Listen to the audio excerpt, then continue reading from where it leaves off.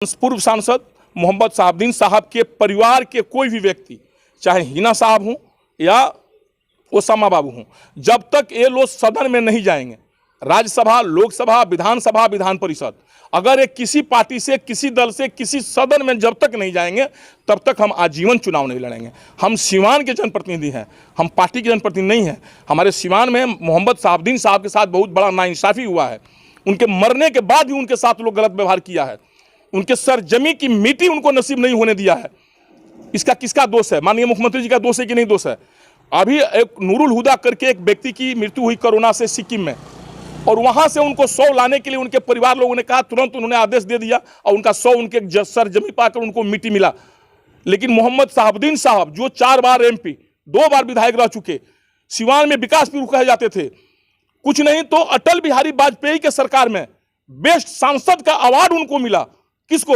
मोहम्मद शहाबुद्दीन साहब को। उस टाइम कुछ नहीं देखा गया कोई किस दल के हैं, किस दल के नहीं है। उनके घर पर जब चढ़ाई हुई तो सुशील कुमार मोदी भाजपा के होते हुए भी उनका पक्ष लिए। आप जोड़ लीजिए, ये भाजपा सरकार आरजेडी की थी, आरजेडी की सरकार थी। सर सरकार किसकी थी हम नहीं कह सकते हैं आपको। क्यों? केंद्र में तो अटल बिहारी वाजपेयी की सरकार थी। अटल बिहारी वाजपेयी नहीं तो इनको पुरस्कार दिए थे, बेस्ट सांसद का पुरस्कार दिए थे, अटल बिहारी वाजपेयी दिए थे उनको। सुन लीजिए आप। लेकिन उस सांसद को जो विकास पुरुष कहे जाते थे, जितना विकास सिवान में कर दिया उसके बाद कोई विकास कर नहीं पाया उतना, और उसके बावजूद भी उनके सरजमी, उनके प्रतापपुर गाँव की मिट्टी उनको नसीब नहीं होने दी नीतीश कुमार।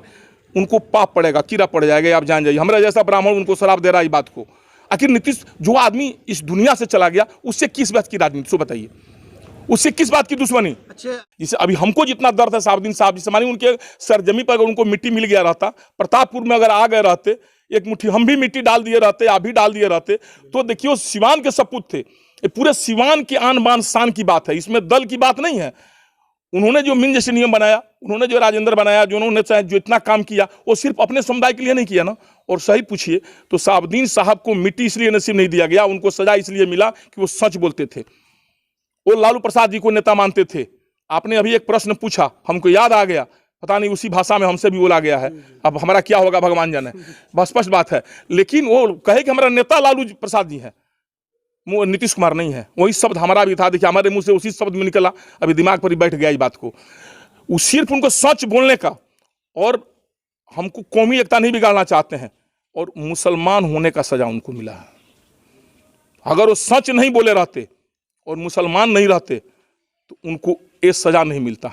उनकी सरजमी की मिट्टी उनको नसीब जरूर होती। मरने के बाद जो उनको सरजमी का मिट्टी नसीब नहीं हुआ, ये क्षमा योग्य नहीं है। सिवान के लोग को क्षमा नहीं करना चाहिए। एक ही कोरोना हुआ राजन को, कौन छोटा राजन जो अंडरवर्ल्ड सरागना है, वही कोरोना हुआ शहाबुद्दीन साहब को। तो आप छोटा राजन को एम्स में भेज दिए और शहाबुद्दीन साहब को दीनदयाल उपाध्याय में भेज दिए। क्यों? आप इस बात को जोड़िए कि इसमें कहीं ना कहीं तो लापरवाही हुई कि नहीं।